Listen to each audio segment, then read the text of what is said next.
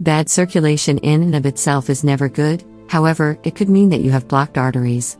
Having a blocked artery can kill you. This is why it's important to know the signs so you can catch this in time.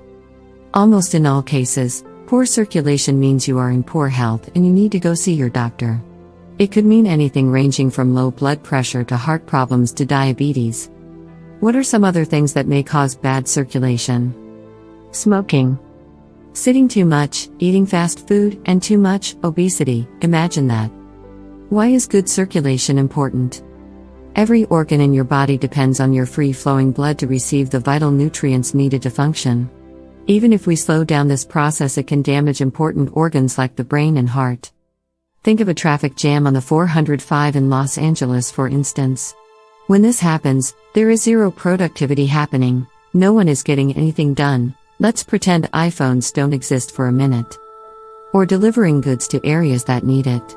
In order for the city and surrounding areas to stay alive, we need traffic to flow. Chronically tired? Cramping up? Pain in your legs?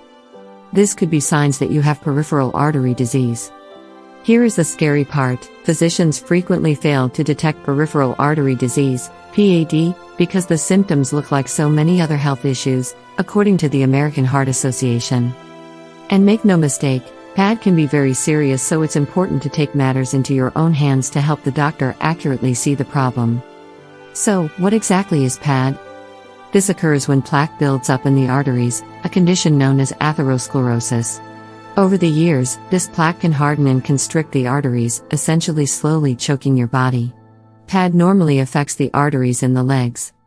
Symptoms: leg pain and cramping, numbness in legs, slower than normal healing, loss of hair on the legs. Keep in mind that none of the above symptoms may occur or be as noticeable, so it's best to put your attention towards preventive care measures. Prevention and treatment. Here are our top suggestions.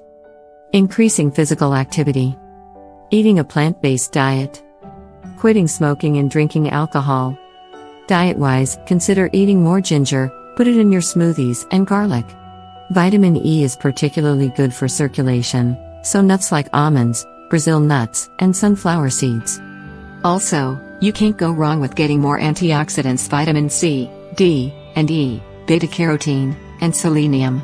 This means hit your local farmer's market and stock up on organic fruits and veggies.